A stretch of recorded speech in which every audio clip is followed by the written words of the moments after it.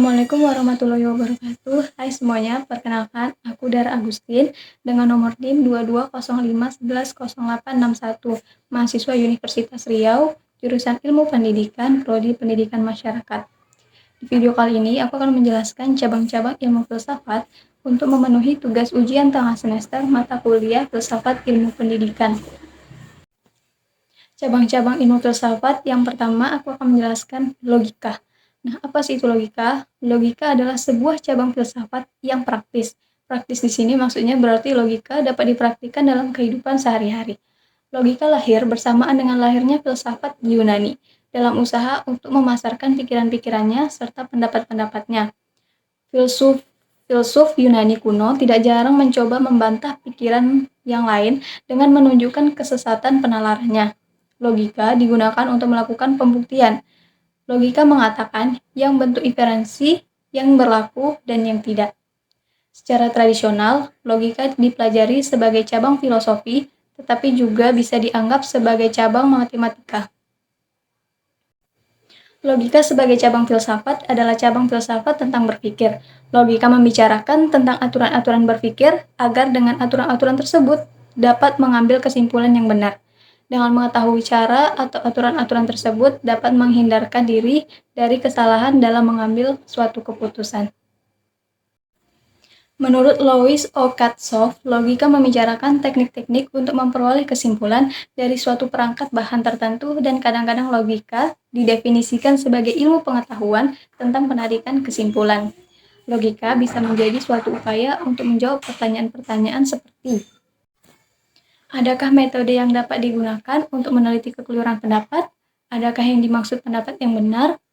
Apa yang membedakan antara alasan yang benar dengan alasan yang salah?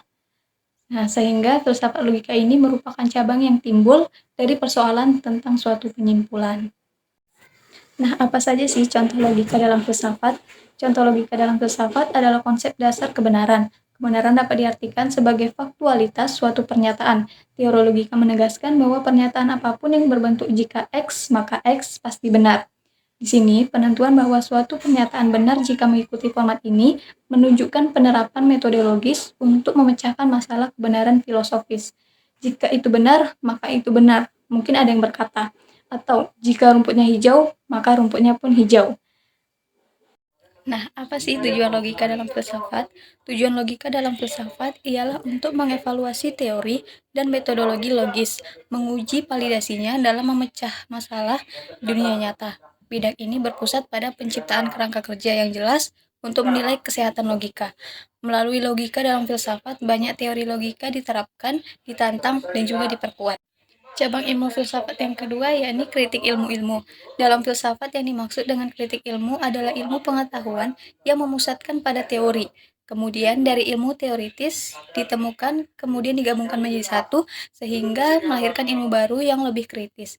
Dalam kehidupan sehari-hari, kritik ilmu ini juga sering dilakukan oleh mahasiswa akhir semester, di mana ada proses pengumpulan dan mengkaji teori-teori yang diperoleh dari beberapa sumber sebelum akhirnya ditulis dan dikemukakan dalam sebuah skripsi.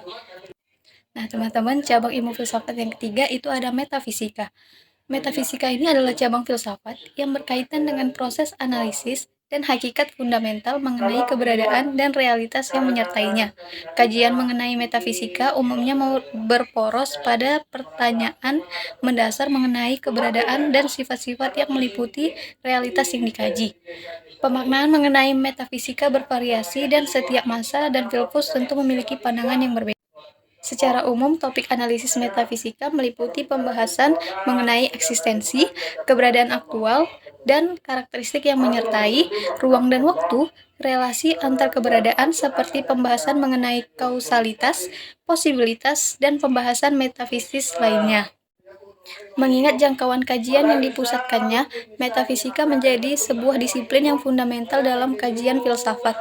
Sepanjang sejarah kefilsafatan, metafisika menjangkau problem-problem klasik dalam filsafat teoretis. Umumnya, kajian metafisika menjadi batu pijakan atas struktur gagasan kefilsafatan dan prinsip-prinsip yang lebih kompleks untuk menjelaskan problem lainnya. Sehingga dalam pemahaman metafisika klasik, metafisika membahas pertanyaan-pertanyaan mendasar yang jawaban-jawaban atasnya dapat digunakan menjadi dasar bagi pertanyaan yang lebih kompleks. Cabang ilmu filsafat terakhir yang akan saya bahas kali ini adalah teologi. Metafisik adalah kajian yang membahas tentang Tuhan. Tuhan sebagai objek kajian metafisika memiliki kekhususan dibanding kedua objek metafisika lainnya. Apabila manifestasi lahirlah dari semesta maupun jiwa dapat ditangkap indera, maka hal sama tidak berlaku bagi realitas ketuhanan. Tuhan adalah suatu yang mutlak, tidak dapat ditangkap indera. Metafisika yang mengkaji tentang Tuhan disebut filsafat ketuhanan atau teologi naturalis. Apabila filsafat ketuhanan menjadikan Tuhan sebagai titik akhir atau kesimpulan seluruh pengkajiannya, maka teologi memandang Tuhan sebagai titik awal pembahasannya. Filsafat ketuhanan berurusan dengan pembuktian kebenaran adanya Tuhan yang didasarkan pada penalaran manusia. Filsafat ketuhanan atau teologi naturalis tidak mempersoalkan eksistensi Tuhan. Disiplin tersebut hanya ingin menggarisbawahi bahwa apabila ada penyebab pertama yang tidak disebabkan, maka kedudukan benda-benda yang relatif kontingen tidak dapat dipahami akal. Sebagai contoh, ketika seseorang berilah kepada Tuhan, mereka akan mengalami perubahan dalam perilahi, peringatan, dan kehidupan. Mereka akan menjadi lebih bahagia, terhubung, dan terpengaruh oleh perilahinya. Mereka juga akan memiliki hubungan yang lebih baik dengan semangat hidup dan kehidupan perkembangan hidup.